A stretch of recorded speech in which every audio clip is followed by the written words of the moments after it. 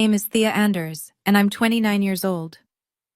You were always our biggest disappointment, my mother said, while sliding a pen across the table so I could sign away my inheritance in front of 12 relatives. That was 3 years ago. I walked out of my parents' house that afternoon with nothing. No money, no family, no safety net. My sister Victoria took everything. The $4 million estate, the beach house, the investment accounts. My father didn't even look at me when I left. What none of them knew, not my mother, not my father, not my perfect sister, was what a single phone call between two lawyers would uncover 3 years later. And when my father finally heard the number, he said the same two words, over and over, like a man who just watched his whole world tilt sideways. Before I go on, please take a moment to like and subscribe. But only if you genuinely connect with this story. Drop your location and local time in the comments. I'd love to know where you're listening from. Now, let me take you back to a Sunday afternoon in March, the day my family sat me down and erased me. The phone call comes on a Wednesday night. I'm sitting cross-legged on the floor of my studio apartment in New Haven, surrounded by fabric samples and floor plans for a client's living room renovation. My first real solo project. $800. I'm proud of it. My mother's name lights up the screen. Family meeting, this Sunday, don't be late. No explanation, no warmth, just instructions. I almost don't go.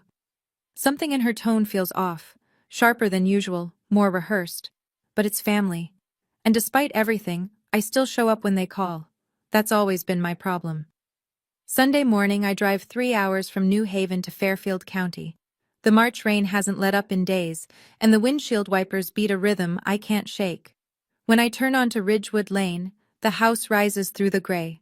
Stone facade, black shutters, the kind of home that looks like it was built to intimidate.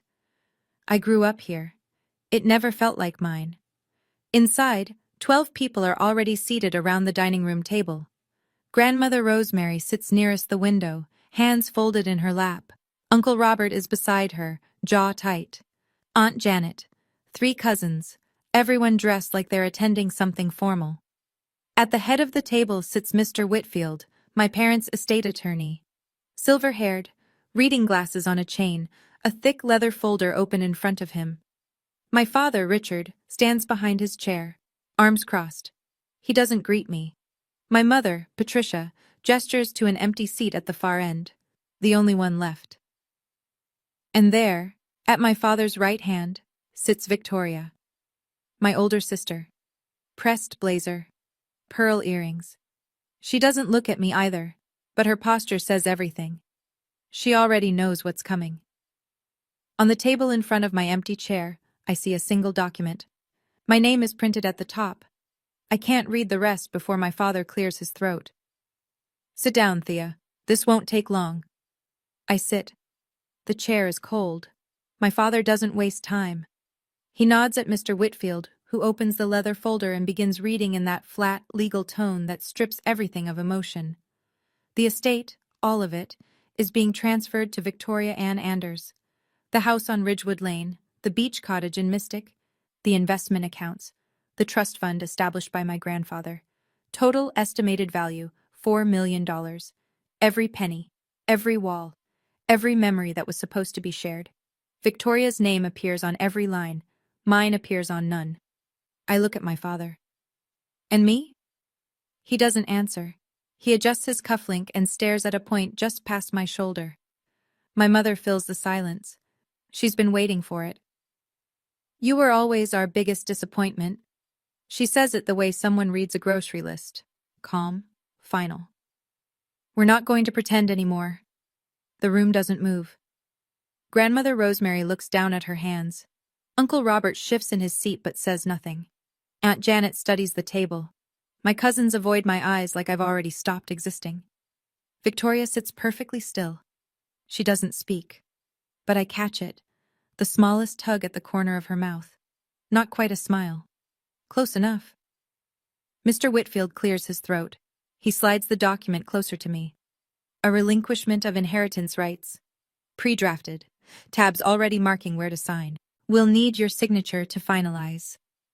I look at the pen. I look at my mother. Her chin is lifted. She's daring me to make a scene. I pick up the pen. My hand is steady. That surprises even me. I heard you, Mom, I sign. I stand before the ink is dry. Nobody stops me. Nobody says, wait. Nobody says, are you okay?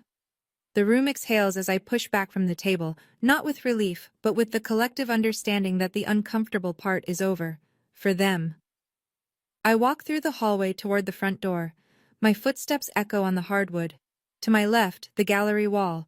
I've passed it 1,000 times. 3 framed photographs. Victoria's law school graduation. Her accepting the Dean's Award. Her standing between Mom and Dad on a balcony in Rome.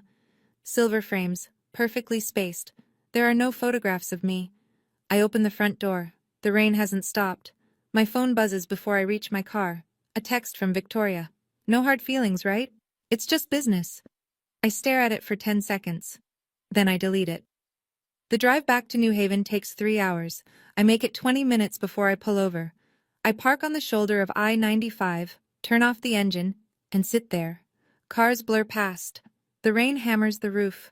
I don't cry. I don't scream. I just sit with it. The weight of being subtracted from your own family like a line item on a spreadsheet. 40 minutes. Then I start the car again. When I get home, my apartment is exactly as I left it.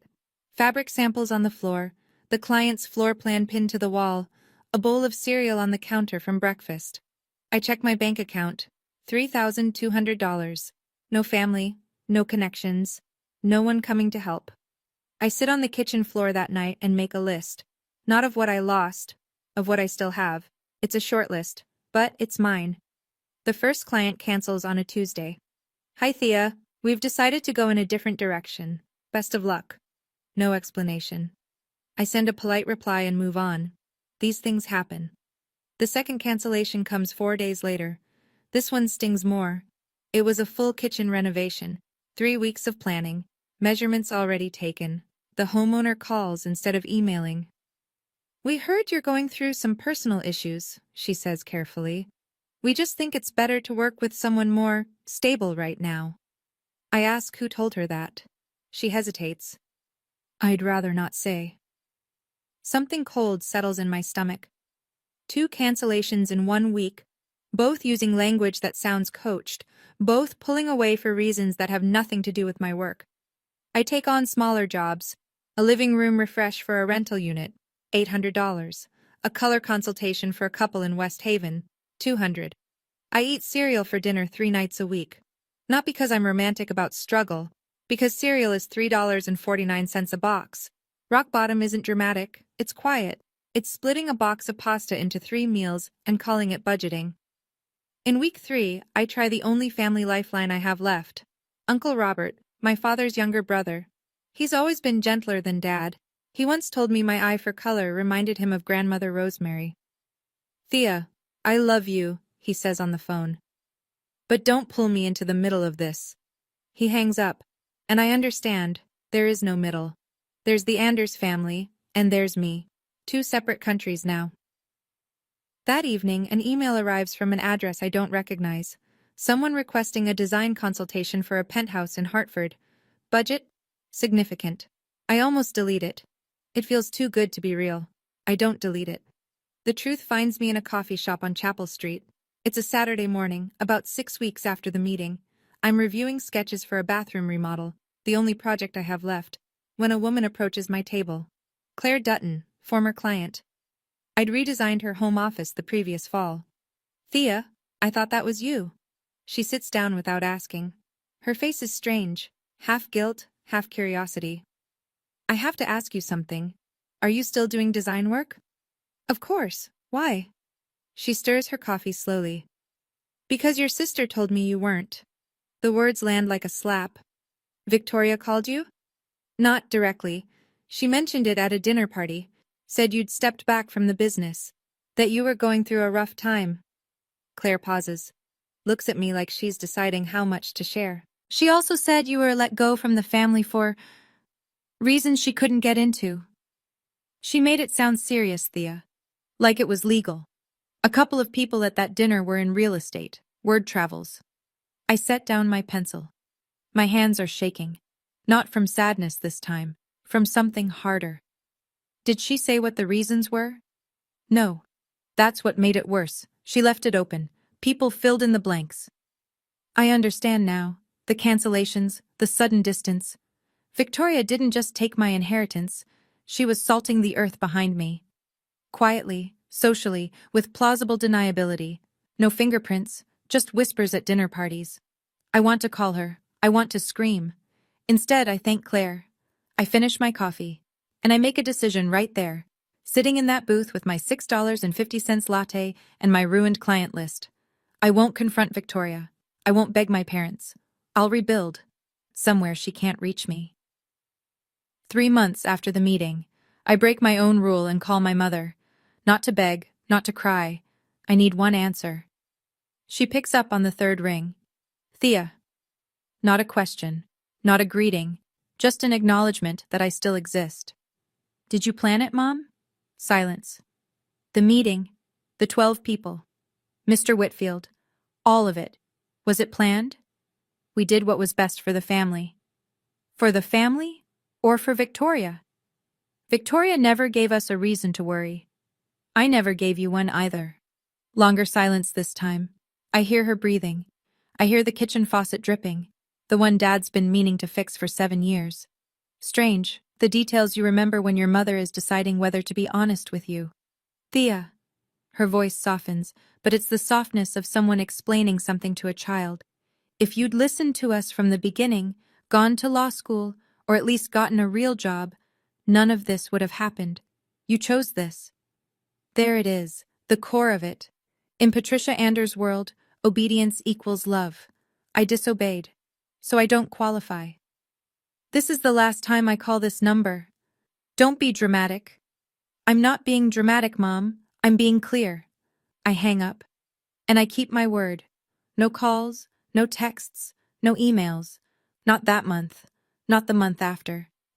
The silence between us becomes a wall, and every day I don't reach for the phone, it grows another inch higher.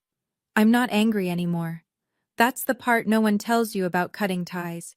Eventually the rage runs out, and what's left is just quiet. A terrible, steady quiet that sounds a lot like freedom. 4 months in, Victoria sends the first email. Subject line, thinking of you. The body is long, carefully written, and dripping with concern. I want you to know I had no part in their decision. Mom and Dad acted on their own. I tried to talk them out of it, but you know how Dad is. I hope you're doing okay. I worry about you. I read it twice. Not because it's convincing. Because it isn't. Every sentence is constructed like a legal defense. No admissions, no specifics, no accountability. This email isn't for me. It's insurance. If things ever blow up, Victoria can point to it and say, "See? I reached out. I was the caring sister." I don't respond. 2 weeks later, a second email. Shorter, more direct. I heard you're struggling financially. If you need help, I'm here. You don't have to do this alone. Just ask. Just ask. The two most loaded words in the English language when they come from someone who's standing on your neck. I read this one once. Then I closed the laptop. But something makes me stop. A small instinct. The kind that lives in the back of your brain where survival decisions are made. I open the laptop again. I create a new folder in my inbox. I label it simply V. I drag both emails into it. I don't know what I'll do with them. I don't even know if they matter.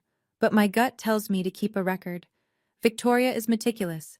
She plans 3 moves ahead. If she's sending emails this polished, she's building a narrative. And I should be keeping one too. Victoria's kindness always came with a receipt.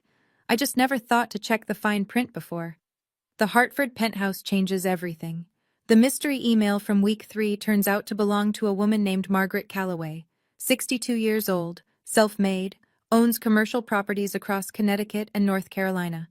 Sharp eyes, silver rings on 3 fingers, the kind of handshake that tells you she's been underestimated her whole life and has enjoyed proving people wrong every single time. We meet at the penthouse, 18th floor, overlooking Bushnell Park. The space is a disaster. Previous tenant gutted the kitchen and left, walls stripped to drywall, exposed pipes. Most designers would see a problem. I see a cathedral. Margaret watches me walk the rooms for 40 minutes. I don't pitch. I don't sell. I just move through the space, touching surfaces, measuring light angles with my hand, crouching to check sightlines. When I'm done, she's standing in the doorway with her arms crossed and the faintest smile. You see space differently than anyone I've met. The project takes 5 months. Budget, $120,000, more money than I've ever been responsible for. I don't sleep much. I source materials from salvage yards and artisan workshops. Every choice is deliberate. Every corner tells a story. When it's finished, Margaret walks through the completed penthouse and doesn't say a word for a long time. Then she turns to me. I have 3 colleagues who need someone exactly like you. Within 2 months, I have 4 active projects, real ones, not $800 living room refreshes, full residential redesigns with clients who found me through Margaret's name. Over dinner one evening, Margaret mentioned something that barely registers at the time, but later, much later, it will matter enormously. I'm looking into boutique hospitality. If you ever want to invest your time, not money, I'd like to talk. I don't invest in people who need saving, she tells me. I invest in people who just need a door. 8 months after the family meeting, I leave Connecticut. Margaret's boutique hotel project is in Asheville, North Carolina, a city built into the Blue Ridge Mountains, full of artists and hikers and people who chose a different kind of life. It feels like the right place to stop running and start building. I pack my car, a 12-year-old Honda Civic with a dent in the passenger door, and drive south. Everything I own fits in the trunk and back seat. Fabric samples, a box of books, 3 houseplants I refuse to leave behind. In Asheville, I rent a 1-bedroom apartment above a pottery studio. The floors creak. The water pressure is a suggestion. It's perfect. I file the paperwork for an LLC. I choose the name carefully. Alder Interiors. No Anders anywhere. A clean start needs a clean name. Margaret and I formalize our arrangement. She invests $150,000 into Alder Interiors. Not charity, a business agreement with terms, margins, and milestones. I handle design. She connects me with property owners looking to renovate commercial spaces. Profits split by percentage. Everything documented. I work 14-hour days. Some nights, I fall asleep at my desk with a pencil still in my hand. I don't check social media. I don't call Connecticut. The world I came from shrinks a little more each week until it feels like something I watched in a movie once. Then, one Tuesday morning, my phone buzzes with a name I haven't seen in years. Daniel Reeves, college friend, now a real estate attorney in Charlotte. He's spotted Alder Interiors in a North Carolina business filing. Is this you? Thea Anders running an interiors firm? Congrats! Coffee sometime?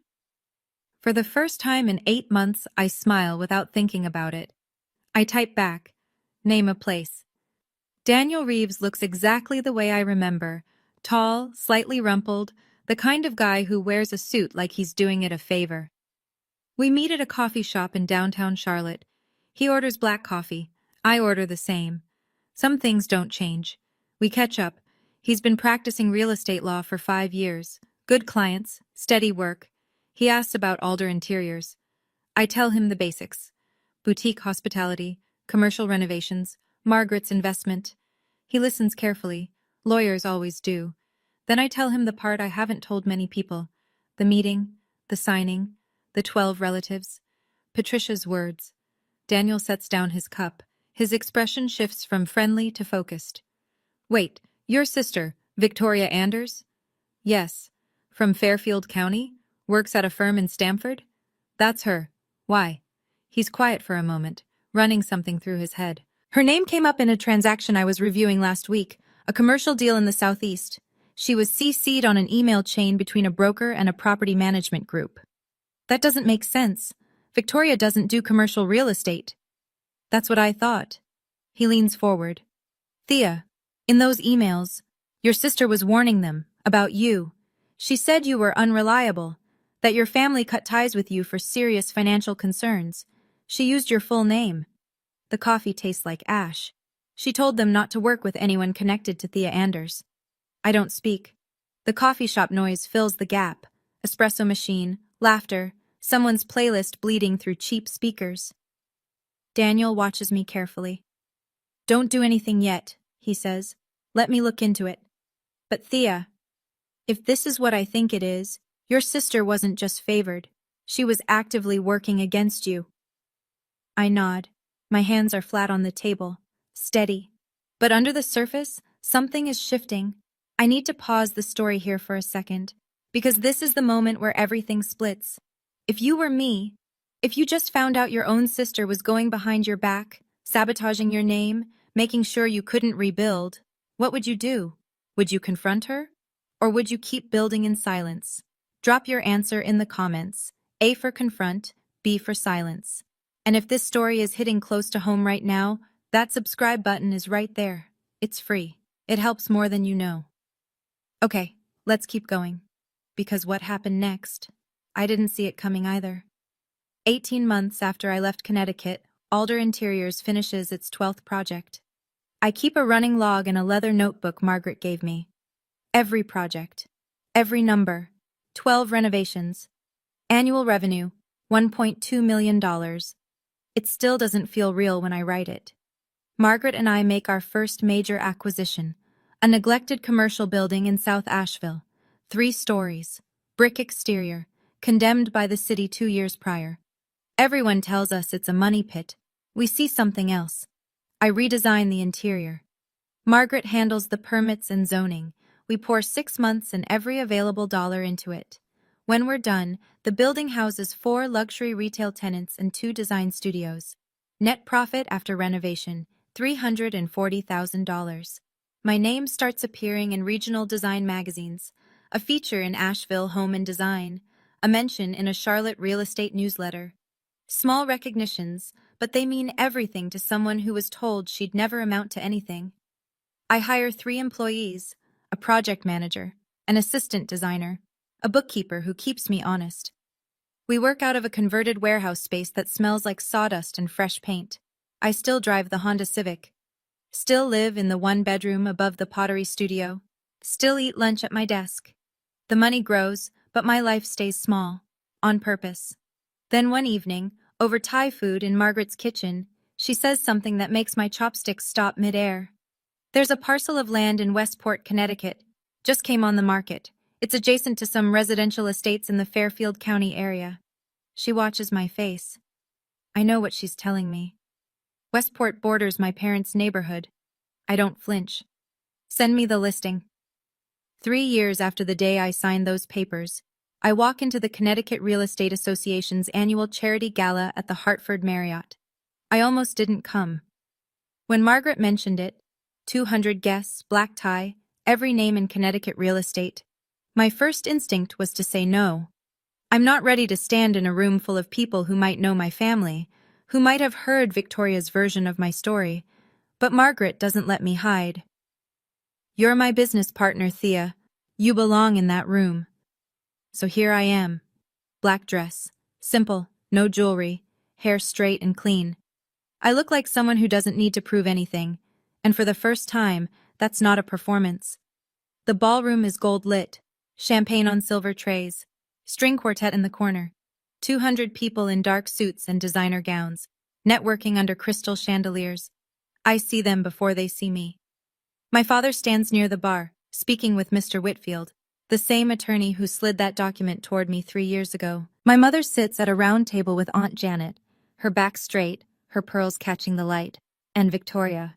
She's across the room, mid-conversation with a group of men in expensive ties, laughing, gesturing, in her element. My chest tightens. 3 years of silence and my body still reacts to them like a warning system. Margaret places a hand on my arm. Breathe. I breathe. Then Patricia turns her head. Our eyes meet across 60 feet of polished floor. Her champagne glass stops halfway to her lips. Victoria notices her mother's expression, follows her gaze, finds me. For 1 full second, nobody moves. Then Margaret walks straight toward the Anders table, and I walk with her. Margaret extends her hand to Mr. Whitfield like they're old colleagues. They probably are. Gerald, good to see you. She turns smoothly, one arm gesturing toward me. Have you met my business partner, Thea Anders, the creative force behind Alder Interiors? She says it at full volume. Not aggressive, not pointed, just the natural tone of a woman introducing someone she's proud of. Half the surrounding tables hear it. Richard turns slowly. His face cycles through recognition, confusion, and something I can't name. He stares at me like I'm a ghost who walked in through the wrong door. Patricia recovers first. She always does. Thea! Her smile appears like a light switch. Instant, practiced, camera ready. What a surprise! We've been so worried about you. She reaches for my hand. I let her take it. One squeeze. Then I pull back. I appreciate that, Mom. I've been well. Victoria appears at the table's edge. She's watching me the way a chess player watches an unexpected move. We heard you were doing some decorating work? She tilts her head, a small, patronizing smile. That's sweet. The word sweet lands exactly as she intends it. Dismissive, minimizing. But Margaret heard it. She turns to Victoria with the calm authority of a woman who has eaten people like this for breakfast for 40 years. Decorating? Alder Interiors manages a $6 million commercial portfolio. I'd hardly call that decorating. The table goes silent. A man seated beside Mr. Whitfield lowers his scotch. Two women behind us stop their conversation. Victoria's smile doesn't disappear. It freezes. A colleague of Victoria's, a real estate lawyer I don't recognize, leans over. Alder Interiors? She owns that? We just contracted them for our Stamford project. Victoria's face goes white. I stand perfectly still. I didn't come here to prove anything. I came because I was invited. And right now, that's enough. 1 week after the gala, the phone call happens. I'm not there for it. Daniel tells me afterward, sitting across from me at his office in Charlotte, a legal pad covered in notes between us. Here's what happened. The Westport property, the parcel Margaret and I are purchasing, sits adjacent to the Anders family estate. Standard procedure requires a boundary survey and title verification. Daniel, as my attorney, reaches out to the attorney of record for the neighboring property. That attorney is Gerald Whitfield. Daniel makes the call. Professional, routine. He identifies the purchasing entity. Alder Interiors, LLC. Owner and principal, Thea Anders. Silence on the line. Not a polite pause. A long, airless nothing. Thea Anders? Whitfield's voice changes register. The same Thea Anders from the inheritance file? That's correct. Another silence. Daniel says he can hear Whitfield shifting papers on his desk. I'll need to verify financials on the buyer's side for the boundary agreement. Standard compliance. Of course, Daniel says. I'll send a summary. Alder Interiors' total portfolio valuation, including real property and business assets. Approximately $9.4 million. Daniel tells me the silence lasted 15 seconds. 15 seconds. He knows, because he counted. Then Whitfield said, very quietly, I'll need to contact my client. That was it. No commentary, no questions, just the sound of a man recalibrating everything he thought he knew about a family he's served for 20 years. Daniel sets down his pen and looks at me across the table. He didn't say a word for about 15 seconds, Thea. That's a long time for a lawyer. I nod. My hands are in my lap. My pulse is steady. But somewhere deep inside my chest, behind the calm and the professionalism and the 3 years of silence, something exhales. Gerald Whitfield calls Richard Anders that same afternoon. I learn the details later, through Daniel, through documents, through the version that eventually filters back to me whether I want it or not. But here's what happened in the study of the Ridgewood Lane house, behind a closed mahogany door, on an ordinary Tuesday. Whitfield lays it out simply. A property transaction, adjacent parcel. Buyer, Alder Interiors, owned and operated by Thea Anders. Net valuation of combined assets, approximately $9.4 million. Richard says nothing for a long time. Then, that's impossible. Whitfield repeats the number, confirms the documentation, notes that no Anders family funds appear anywhere in the company's capital structure. She built that? Alone? According to every filing I've reviewed, yes. That's impossible. Richard says it again, softer this time, like the word is the only thing he can hold on to. That's Impossible. Patricia is in the room. She's been listening on speaker from the armchair by the window. Her face hasn't moved, but her hand grips the linen napkin on the side table so tightly her knuckles have gone white. In the living room, Victoria is on the phone with a friend. Her voice carries through the wall. Tight, urgent. What do you know about Alder Interiors, the company in North Carolina? Have you heard of it? Richard sets the phone down. He stares at the wall where 3 photographs of Victoria hang in silver frames. Then he looks at the bare space beside them, where a photograph of Thea has never been. I want to call her. Whitfield's reply is gentle but firm. Through attorneys, Richard. She has counsel now. This goes through proper channels. Richard nods slowly. And in that nod, something breaks that won't go back together. His daughter has a lawyer, because of him. The emails surface that same week, and they change everything. Daniel is completing due diligence for the Westport purchase. Title searches, lien checks, transaction history for the surrounding parcels. Routine, boring. The kind of paperwork that makes law school graduates question their life choices. But buried in a chain of correspondence between a regional brokerage and a property management firm, Daniel finds something that is not routine at all. An email from Victoria Anders, sent 14 months earlier, addressed to a commercial broker named Paul Erickson. The subject line, "Heads up, confidential."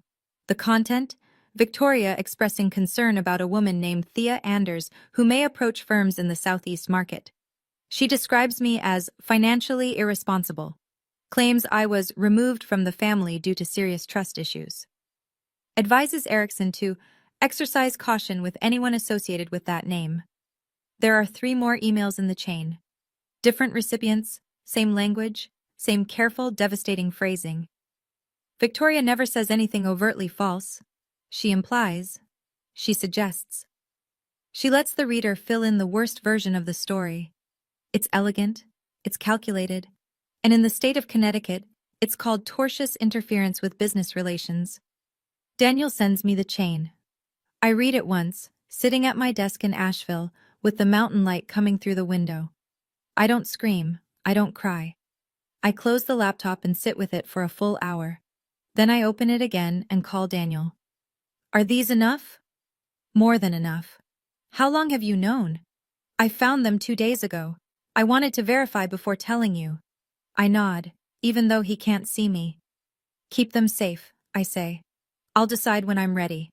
I'm not going to use them out of anger. I'm going to use them if she doesn't stop.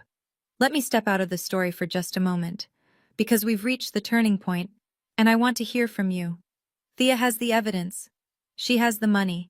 She has every legal right to take this to court. But here's the question. If you were her, would you sue your own sister? Or would you walk away and let your success speak for itself? A for sue. B for walk away. Tell me in the comments. I've read every single one so far, and I'm not stopping now. Let's get back to it. Because what Thea decides, it isn't what you'd expect. 2 days later, Daniel gets the call.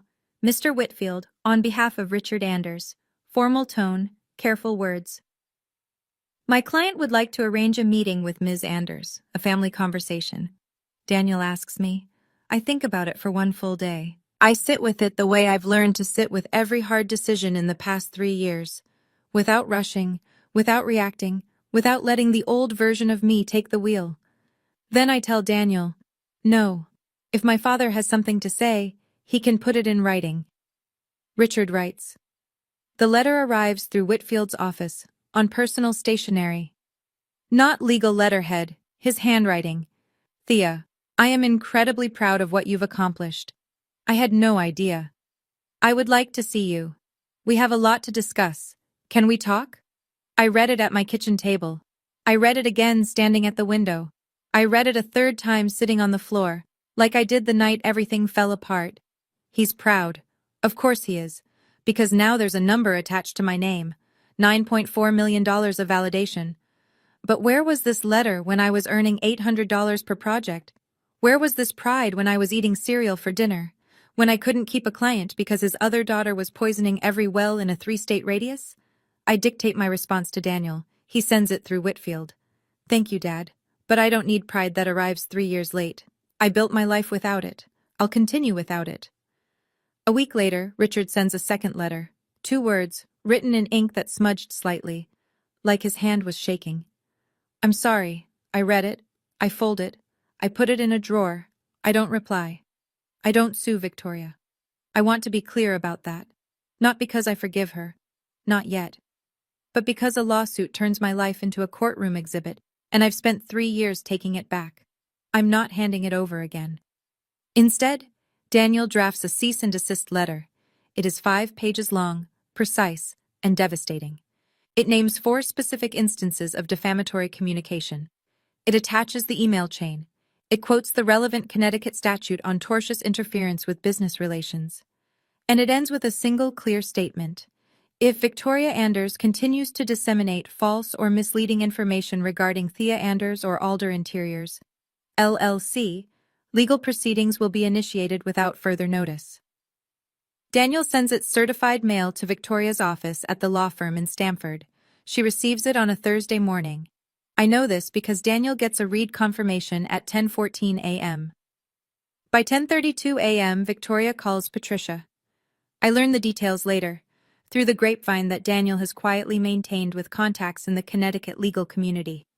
Word travels in small professional circles, especially when a lawyer gets served a cease and desist at her own firm. She has the emails. Victoria's voice, I'm told, was flat, controlled, but fast. The way people speak when they're calculating damage. She has everything I sent. What emails? Patricia asks. All of them. Everyone I sent to brokers, to property managers, about Thea. A long pause. We'll handle it.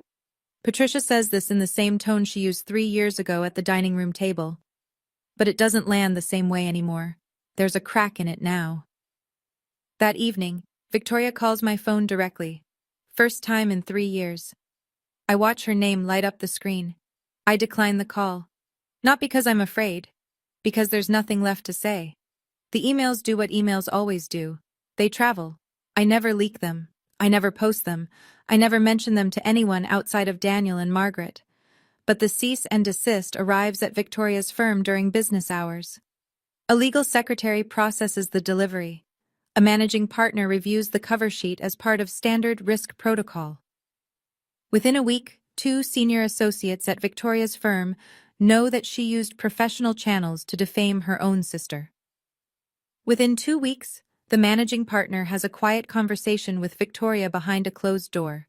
She isn't fired, but she's reassigned, moved from client-facing commercial transactions to internal compliance review, a windowless office, no client lunches, no networking events. In the Connecticut legal community, the story spreads the way all professional gossip does. Not with fireworks, but with raised eyebrows and carefully worded references. Difficult family situation. Judgment issues. Not someone you want representing your interests. Victoria's reputation doesn't collapse overnight, it erodes slowly, permanently, slowly. I hear about it from Daniel, who hears about it from colleagues, who hear about it from other colleagues. I don't celebrate. There's nothing to celebrate about watching someone dismantle their own career with emails they chose to send. Then one afternoon, a number I haven't seen in 3 years appears on my phone. Uncle Robert. Thea. His voice is heavier than I remember. I owe you an apology. For what? For that day. The meeting. I should have said something. I should have stood up. I close my eyes. Thank you, Uncle Robert. That means more now than you know. He asks if he can visit sometime. I tell him Asheville is beautiful in spring. When we hang up, I sit for a long time. The emails expose themselves. I didn't have to. The house on Ridgewood Lane gets quieter. I hear fragments of what's happening through Uncle Robert, who starts calling me every other Sunday. He keeps it light. Weather, his dog, a funny story about Grandmother Rosemary. But sometimes, without meaning to, he lets details slip. Richard has stopped attending his weekly golf game. He sits in his study for hours. The bookshelves are lined with law journals he'll never open again. And somewhere on his desk, Robert saw it once, is a printout, a magazine article about Alder Interiors. My photograph is in the corner. Richard has read it so many times the paper is soft at the creases. Patricia holds the line. In public, she tells friends the same story she's been telling for 3 years. Thea was always the difficult one. Now that she has money, everyone wants to rewrite history. She says this at brunch, at book club, at the farmer's market on Saturday mornings. But Robert tells me that late at night, he's heard her through the bathroom door, crying. Not the performative kind, the kind that sounds like it comes from a place she won't admit exists during daylight. Richard sends a third letter. Handwritten, like the second. Longer this time. I'm not asking you to come back. I know I don't have that right anymore. I just want you to know. I was wrong. I see it now. I see you now. I know it's too late. I read it sitting on my porch in Asheville. The mountains are turning gold. The air smells like wood smoke and rain. I cry. For the first time in 3 years, I let myself cry. Not from pain, from the ache of getting something you once needed desperately, long after you've learned to live without it. I fold the letter. I put it in the drawer with the other one. I don't reply. Margaret tells me over dinner, on a Tuesday, like it's nothing. We're at her farmhouse outside Asheville.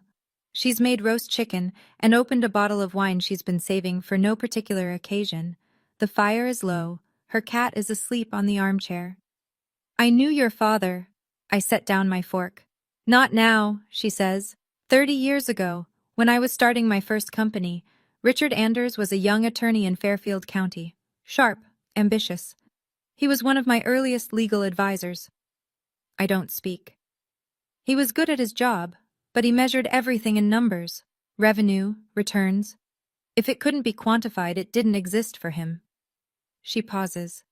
He told me once that I lacked vision, that boutique real estate would never scale. I ended the retainer that week. A year later, my company was outperforming every projection he'd made. She looks at me across the table with a steadiness that I've learned to trust more than anything. When you first contacted me about the Hartford penthouse, I didn't know who you were. I hired you because your portfolio was remarkable. I found out you were Richard's daughter later, when you told me about the meeting. And I decided I wasn't going to let history repeat itself. She turns her wineglass slowly. Not because I hate your father, I don't, but because I know what it feels like to be dismissed by someone who can't see past their own measuring stick. I sit with this for a long time. Margaret didn't rescue me. She recognized me. Recognized the look in my eyes that she'd once seen in her own mirror, 30 years ago, standing in a young lawyer's office being told she would never be enough. Thank you, I say. Don't thank me. Just keep building. 6 months after the gala, the Westport property closes. I don't build a house on it. I don't build anything for myself. Instead, I convert it into a shared creative workspace, studios and meeting rooms for young designers, artists, and architects who are just starting out, people who need a door. The kind of space I wish had existed when I was sleeping on my kitchen floor with $3,200 to my name. I name it the Alder Collective. Margaret cuts the ribbon. The same week, Victoria sends her final email. I know I messed up. I know what I did was wrong. Can we talk? Please. This time, I reply. It takes me an hour to write 4 sentences. Victoria, I forgive you. I mean that. But forgiveness doesn't mean I want you back in my life. I wish you well. I press send, and something loosens in my chest that I didn't know was still tight. 2 days later, my phone rings. Patricia. I almost don't answer. But something tells me this conversation needs to happen. Not for her, but for me. One last time. You proved your point, she says. Now come home. I stand at the window of my apartment. The mountains are blue and endless. The pottery studio below is playing something soft on the radio. Mom, I didn't prove a point. I built a life, and this is my home now. Thea, I love you, but I can't go back to being someone you only value when the numbers are right. She's quiet. I hear her breathing. And I wonder if she's crying again, or if she's angry, or if she's simply sitting in the silence of a house that's too big for 2 people who pushed away the wrong daughter. I hang up. Gently. Home isn't a house your parents own. It's the one you chose for yourself. So that's my story. I don't tell it so you'll hate my family. They're people. Flawed, stubborn, sometimes cruel. But people. My father was raised to believe success looked one way, and he couldn't see it when it showed up wearing a different outfit. My mother believed love meant control, and when she lost control, she lost the language for love. My sister was terrified that if I succeeded, her entire identity would collapse, because it was built on being better than me. They were wrong, all of them. But they weren't strangers, they were my family. And that's what made it hurt the way it did. Here's what I learned, and I'm sharing it not as advice but as something I carry with me. You don't need permission from the people who gave up on you to start over. You just need one door. Sometimes you have to build that door yourself. Sometimes someone like Margaret holds it open for you. Either way, the door is yours. Setting boundaries with family isn't abandonment. It's not cruelty. It's the decision to stop bleeding for people who won't hand you a bandage. Today, Alder Interiors has 14 employees. Our portfolio is north of $10 million. Margaret is still my partner. Daniel is still my lawyer. And every morning, I wake up in a house I bought myself, in a city I chose, living a life I built from a kitchen floor and a list of what I still had. Richard still writes letters. I still read them. I haven't replied. Maybe someday I will. Maybe I won't. That's my choice now. And if you're out there right now, sitting in the aftermath of being told you're not enough by the people who were supposed to believe in you, hear me. The best revenge isn't proving them wrong. It's building a life so full that their opinion no longer fits anywhere inside it. And that's where I'll leave it. If you made it this far, thank you. It means more than you know. Now I want to hear your story. Have you ever had to walk away from family to save yourself? Or are you still deciding? Tell me in the comments. I read every single one. And if you want more stories like this, check the description. There's another one waiting for you right there. I'll see you in the next one.